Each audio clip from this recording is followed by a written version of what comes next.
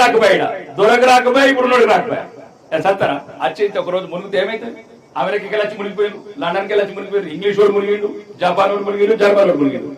మన ధర్మం ఉన్న వద్దులే మనం ఉంటాం ధర్మం లేని రోజు దేశం ఉండదు దేశము ధర్మం లేకపోతే మీ భవిష్యత్ తరాలు ఉండవు దానికి కశ్మీర్ ఉదాహరణ పాత బస్తీ ఉదాహరణ బైన్సా ఉదాహరణ ఆరుమూరులో జిరాయిత్ నగర్ ఉదాహరణ పెరికిట్ల పెట్రోల్ బంక్ వెనకాల ఉదాహరణ నిజామాబాద్ లో అరసపల్లి ఉదాహరణ పోయారు ఎప్పుడైనా ఈ పిల్లలు పోతారా కాబట్టి దయచేసి చెప్తున్నా మీ అందరికీ మీ బిడ్డగా చెప్తున్నా మీ ఇళ్లలో పుట్టిన బిడ్డగా చెప్తున్నా రాజకీయ నాయకుడిగా చెప్పట్లేదు రాజకీయాలు మాట్లాడి చాలా ఉన్నాయి ఈ రోజు చెప్తున్నాం వడ్ల గురించి మాట్లాడుతున్నాం రైతుల గురించి మాట్లాడుతున్నాం రైతు సమస్యల గురించి మాట్లాడుతున్నాం వచ్చిన రైతు కుటుంబాలకు వెళ్ళి రైతు చల్లగా ఉంటేనే దేశం చల్లగా ఉంటుంది కానీ మీరు కూడా మిమ్మల్ని చల్లగా చూసుకోండి కూడా మీరు చల్లగా చూసి నేర్చుకోండి మేము ఇష్టం లేకపోతే బిడ్డలు పంపించండి మేమే మీద తయారు చేస్తాం వీరులను తయారు చేసి పంపిస్తాం మొత్తం వీర భూమికి శివాజీ విగ్రహం పెడదామంటే భయం ఆడగొట్టి పుస్తకాన్ని పెడతారు చూడుని పేపర్ చూడుని యూట్యూబ్ చదువుని నవ్వుని కథం అయిపోయింది మన దాకా వచ్చే ప్రమాదం అంట ఎప్పుడొకడే పక్కింటోడు ఇల్లు కాలిందని ఈరోజు మీరు ఆర్పలేదనుకో మన ఇల్లు కాల్పిన రోజు ఉండడు కాశ్మీర్లో చచ్చింది మా వాళ్ళు కాదు కర్ణాటకలో చచ్చింది 3 కింద సుహాన్ శెట్టి మన బిడ్డ కాదు మన బిడ్డ చచ్చినోడు కూడా కాబట్టి హిందువులలో ఒకటే కావాల్సింది ఐక్యత మనకున్నది ఒకే దేశం మన ధర్మం ఇవి కాపాడుకుందాం అలా ఇతర మతస్థులు మేమేమంటాం మా బతుకులు మమ్మల్ని బతుకులు మేమెందుకు కలమదా కదా మేమెందుకు వస్తుందా మీకు కలమ వస్తుందా ఒకరికైనా వస్తుందా తెలుగు వస్తుందా కలమ వస్తుందా మీకు కలమ వస్తుందా మరి కాశ్మీర్ ఈ కత్తి ఎట్లా ఇప్పుడు కలమ చదవమంటే ఎంతమంది చదువుతారు ఇక అది కాశ్మీర్లో అడిగింది ఇదే మాట అర్థమవుతున్నదా మీకు అది చదువుతాడా గాయత్రి మంత్రం కాబట్టి దయచేసి ఈ నా మాట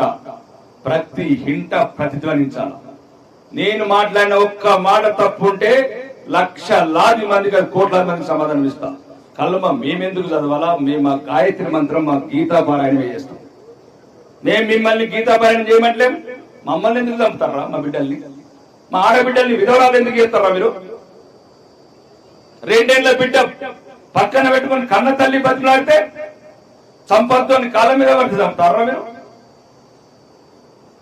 భార్య కొడుకు మమ్మల్ని చంపుకున్నాడు మోడీకి పోరా అంటారా బరాబర్ మోడీకి పోరు మోడీ మా దేవుడు మోడీ మా రాజు మోడు వీరుడు మోడే మా దేవుడు దేవుడికి ఎవరికి చెప్తామరా చూడగతంలో ఎవ్వడు ఎక్కడ ఉండేది అవసరం లేదు దయచేసి రైతు సోదరులు మీరు ప్రధాన కర్తలు గ్రామాలలో ఆర్థికంగా స్థిరపడ్డ వాళ్ళు భూములు ఉన్న వాళ్ళు ఇండ్లున్న వాళ్ళు మీరు కొద్దిగా ఆలోచించండి కొద్దిగా ఉచితం ఏం చేస్తున్నారు ఒక ఉచితం ఒక రోజు బతుకమ్మ లేనోడు అంటున్నాడు ఉన్నోళ్ళకి మనకేమైతుంది బిల్డింగ్ ఉన్నది 10 ఎకరాల భూమి ఉన్నది అదేదో చెప్పంగా నాగమగం అవుతాం అన్ని ఉండాలి కదా ఈ భూమి పర్మనెంట్ ఉండాలి కదా ఇల్లు పర్మనెంట్ ఉండాలా ఈ ధర్మం ఉండాలా ఈ దేశం ఉండాలా భవిష్యత్తు ఉండాలా పిల్లలు ఉండాలా ఈ బొట్టు ఉండాలా కట్టు ఉండాలా క్షణికంగా రాజకీయ నాయకులు చేసే మోసాలకు బలి కాకండి ఈ దేశంలో నీ గురించి ఎవడు కొట్లాడుతాడు నీ ధర్మం గురించి ఎవడుంటాడు నీ దేశం గురించి ఎవడుంటాడు నిజంగా ఆలోచించండి మీకు తెలియకపోతే మీ బిడ్డలను అడగండి ఈ రోజు దేశంలో ఏం జరుగుతున్నది కాబట్టి అందరు ఒకరికండి వ్యవసాయంతో పాటు మీ దైవాన్ని ఏం చేసుకుంటారు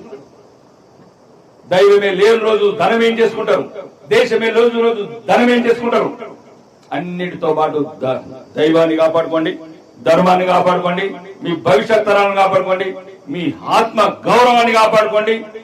హిందూ అని గర్వించడానికి ఇవ్వండి భారతీయులను చెప్పుకోవడానికి గర్వపడండి కాబట్టి ఇట్లాంటి ఫ్యాక్టరీలు వేసుకోండి నేను చెప్పిన బాధ ఏంటంటే కాశ్మీర్ లో ఫ్యాక్టరీ వదిలేసి వచ్చింది వెస్ట్ బెంగాల్ లో ఫ్యాక్టరీ వదిలేసి వచ్చింది జీవితాంతం కష్టపడి ఇలా కష్టపడతారు మళ్ళీ ఓరుకో పాలు చేసేస్తారు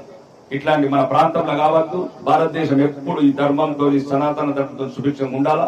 మీ బిడ్డలు మేమెట్లా ఆత్మగౌరవంతో బతికిన ఈ దేశంలో ఈ ప్రాంతంలో